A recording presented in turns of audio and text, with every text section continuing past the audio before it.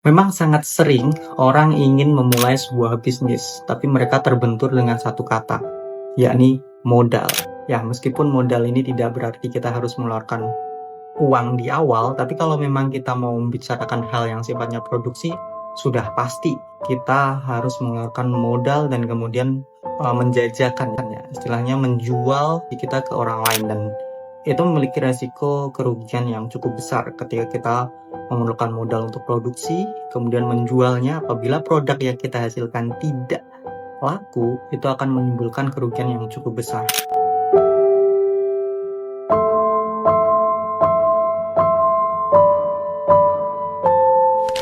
Oke, sampai jumpa kembali di video saya berikutnya, dan seperti yang saya janjikan di video kemarin, kali ini kita akan membahas sesuatu hal yang lebih bersifat implementatif gitu. Jadi kita bisa melaksanakan dari apa yang akan kita diskusikan malam hari ini. Yakni gimana sih cara untuk memulai bisnis mulai dari nol, kayak gitu. Nah, mungkin ini terdengar sangat familiar dan sangat umum ya orang membicarakan gimana cara untuk membangun bisnis mulai dari nol. Kita harus melakukan A, B, C, D, dan lain sebagainya. Dan malam hari ini kita akan membahasnya lagi, tapi dengan cara yang berbeda. Karena kali ini kita akan membahasnya berdasarkan dari pengalaman yang pernah saya lakukan.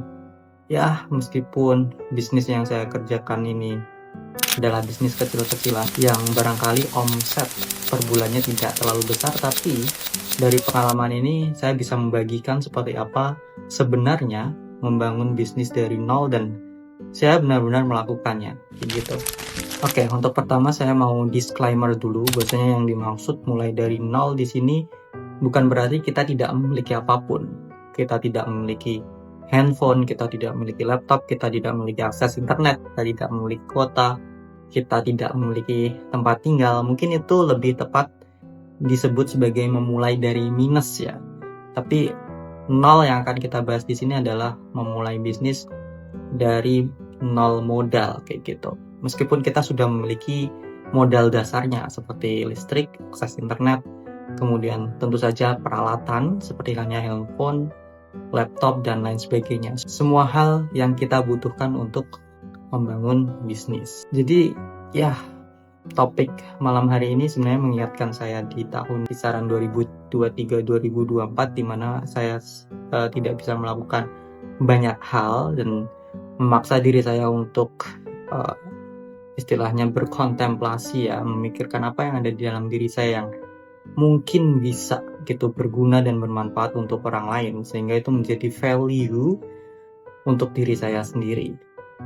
Dan ternyata itu benar.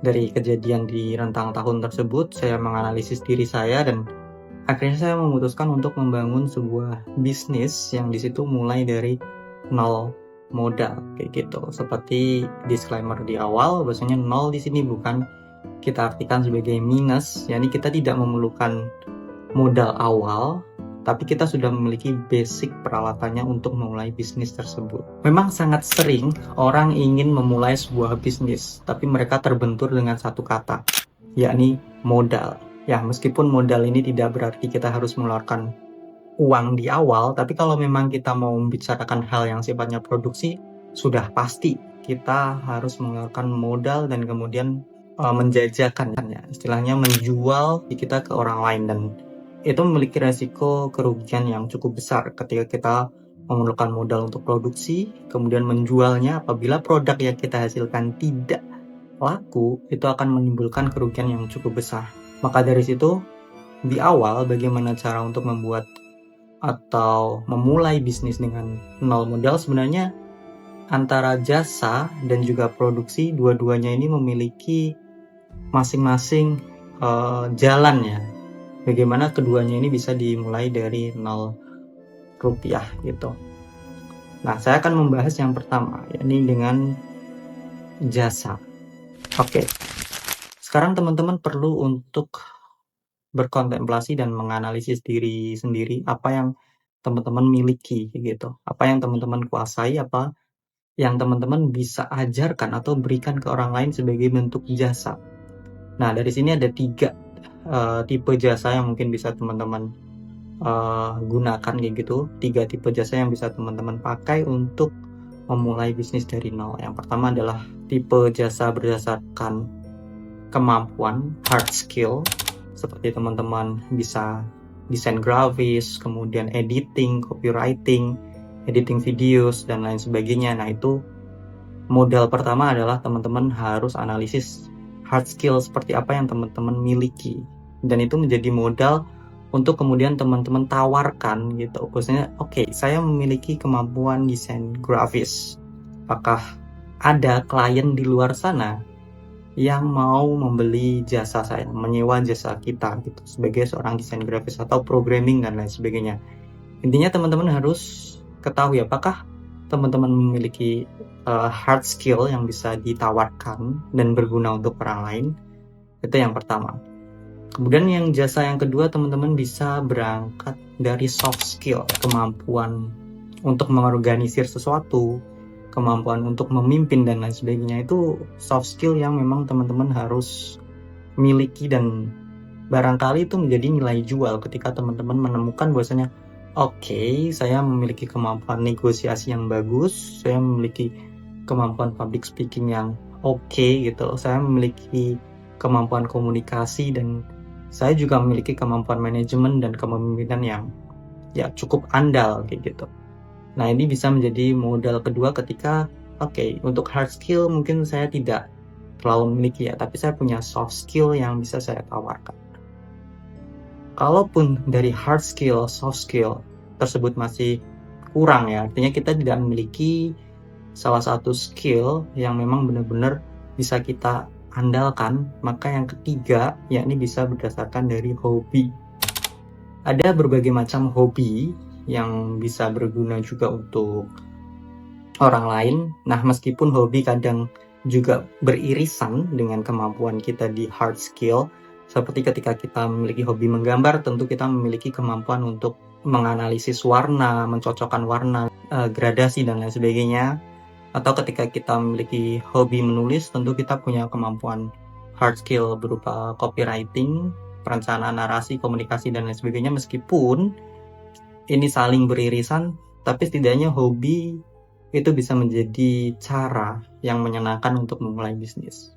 Dan jika itu beririsan dengan hard skill, tentu itu menjadi add value yang lebih tinggi. Dan yang terakhir adalah berupa skill berdasarkan dari pengalaman. Teman-teman bisa menjual pengalaman yang sudah teman-teman lakukan ya, seperti lolos beasiswa tertentu dan memiliki semacam resep rahasia bagaimana pengalaman teman-teman lolos itu teman-teman sendiri gitu yang miliki. Nah, ini bisa menjual atau ada semacam perusahaan dan tahu bagaimana cara untuk lolos di perusahaan tersebut berdasarkan pengalaman, dan itu bisa menjadi hal yang sangat dibutuhkan orang-orang. Skill yang berdasarkan dari pengalaman. Oke, setelah kita menganalisis apa aja yang kita miliki seperti hard skill, soft skill, kemudian hobi dan juga pengalaman, tentu kita harus memiliki semacam portofolio. Mungkin kita bisa portofolio berdasarkan pekerjaan kita di masa lampau, atau portofolio yang kita bikin sendiri gitu. Jadi yang pertama, portofolio dari pekerjaan yang sudah pernah kita lakukan akan lebih mudah karena kita sudah memiliki bukti-bukti, rekam jejak, dan lain sebagainya. Sedangkan yang kedua adalah portofolio yang belum pernah kita lakukan sebelumnya. Portofolio tapi belum pernah dilakukan sebelumnya. Nah, itu kita perlu untuk membangun. Nah, membangun itu berdasarkan yang pertama, kita bisa mencari klien. Tentu teman-teman harus ingat, bahwasanya yang pertama adalah bukan tentang untung besar, tapi bagaimana kita bisa mendapatkan trust dari klien kita dan juga testimoni atas hasil kerja kita. Teman-teman bisa survei harga di berbagai macam platform seperti Upwork dan lain sebagainya. Kemudian teman-teman tentukan harga yang pastinya di bawah dari harga pasar, karena keinginan kita bukanlah untuk untung besar, tapi mencari kepercayaan dan juga mencari testimoni dari klien pertama kita. Kalau misalkan membangun portofolio semacam itu ya masih terlalu sulit, kita juga bisa mengimbanginya dengan membuat portofolio buatan. Tidak perlu klien, seperti halnya teman-teman punya kemampuan desain grafis yang cukup oke, tapi selama ini belum terbukti dengan adanya klien yang menyewa jasa teman-teman.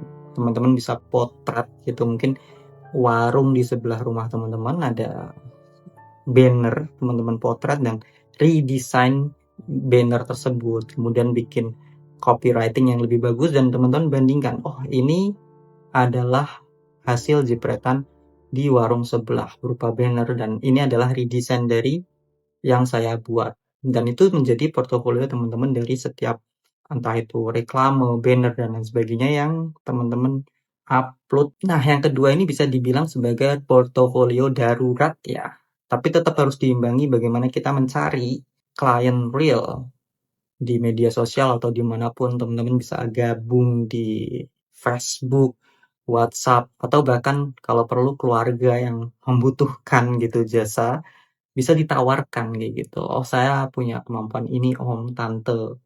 Mungkin bisa coba jasa saya terlebih dahulu dan diimbangi dengan portofolio darurat yang saya sampaikan tadi. Kita cari banner, reklame, kita jepret dan kita rewrite gitu, redesign lagi. Oke, ngomongin bisnis dari nol, kita masih membahas seputar bisnis yang notabene adalah berdasarkan dari layanan atau jasa.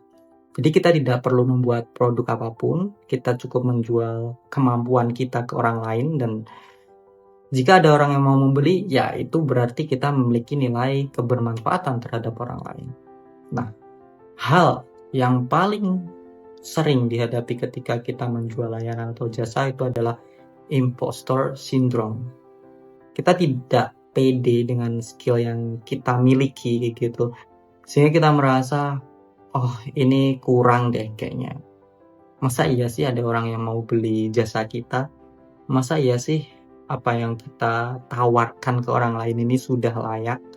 Nah, itu yang disebut sebagai impostor syndrome. Biasanya diimbangin dengan karakteristik seorang perfeksionis, melakukan hal harus sesempurna mungkin, dan itu adalah musuh utama yang harus kita hadapi. Musuh utama ketika kita memulai sebuah bisnis yang notabene adalah pelayanan adalah kita harus melawan kesempurnaan. Jadi kita meluncur aja dulu, kalau misalkan di situ ada orang atau klien yang puas dengan layanan kita, ya kita patut syukuri. Tapi kalau misalkan ternyata mereka komplain, itu jangan jadikan sebagai hal yang membuat semangat kita semakin redup. Justru kita harus menganalisis komplain dari customer atau klien tersebut sehingga kita akan meningkatkan hal-hal mana saja yang menjadi komplain dari customer tersebut. Kemudian yang kedua biasanya adalah perasaan takut akan penolakan. Ini menjadi hal yang lumrah dan tidak bisa kita salahkan begitu saja. Memang orang-orang sering membandingkan antara satu layanan dengan layanan yang lain, sehingga ketika mereka kadang menghubungi kita dan berakhir hit and run, cuman hubungin tapi gak ada kejelasan gitu, semacam PHP. Nah, ini menjadi hal yang biasa dan kita tidak perlu takut akan penolakan, karena di setiap penolakan itu menjadi satu langkah yang semakin dekat untuk pengiyaan.